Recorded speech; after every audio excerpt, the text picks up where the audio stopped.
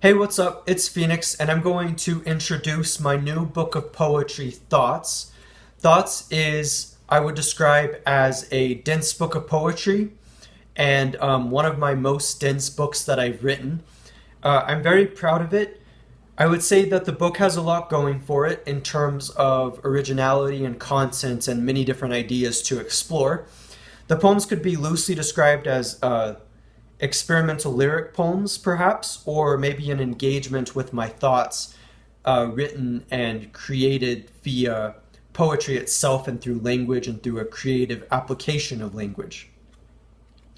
I'm really proud of this book, and I would describe the catchphrase as think, thoughts, and as you can tell, ink and ought are in parentheses, so kind of a play on writing, ink, as well as ought to think, ought to have thoughts, so to speak.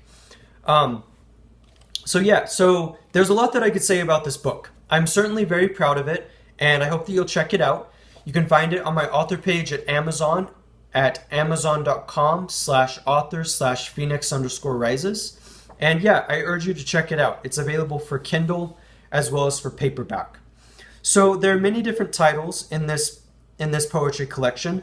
One poem that I've been thinking about is one that I recently, just a couple days ago, read at a reading, and it's called Theoreticals. And what I mean by density of language and density of poetry itself is poetry that uses a kind of hyper language or elevated language, as you could call it. And so I can even give you an example of kind of what I'm talking about. So I just need to be able to find it. But Theoreticals is a poem that I enjoyed writing and that I find to be very, it was fun to write. And it definitely was dealing with a lot of complicated subject matter. But here's an example of kind of what I mean by the language style. Too many determined moments leading to chaos, results too indeterminate for the soul.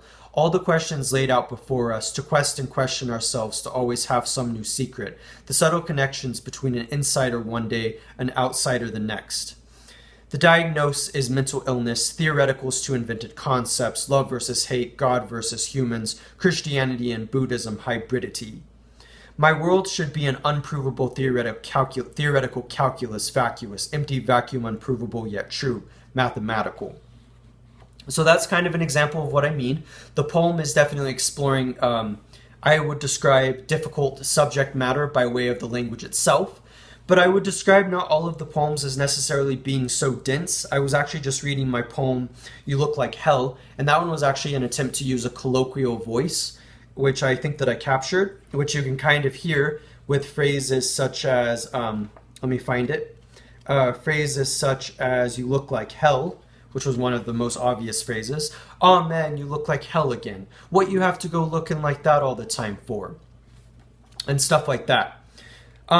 This collection probably took about a year to write, and I handwrote most of it.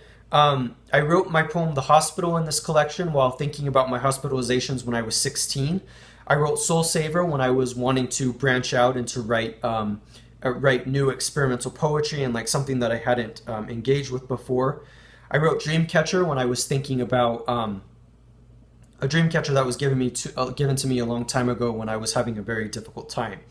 As well as other poems, The Lonely Bike, which I wrote kind of an ode to my own bike at the time. So yeah, and one that recently got published in a zine, and it's called Shock Top, which I really like as well. So yeah, so there's a lot here, and I hope that you'll check it out. Again, you can find my book of poetry for both Kindle and paperback on my author page at amazon.com/author/phoenix_rises. I hope that you'll check it out. It's another addition to my poetry and to my poetry books, and yeah, I'm very proud of it. So this is Phoenix, and thank you for your time, and I hope that you'll check it out.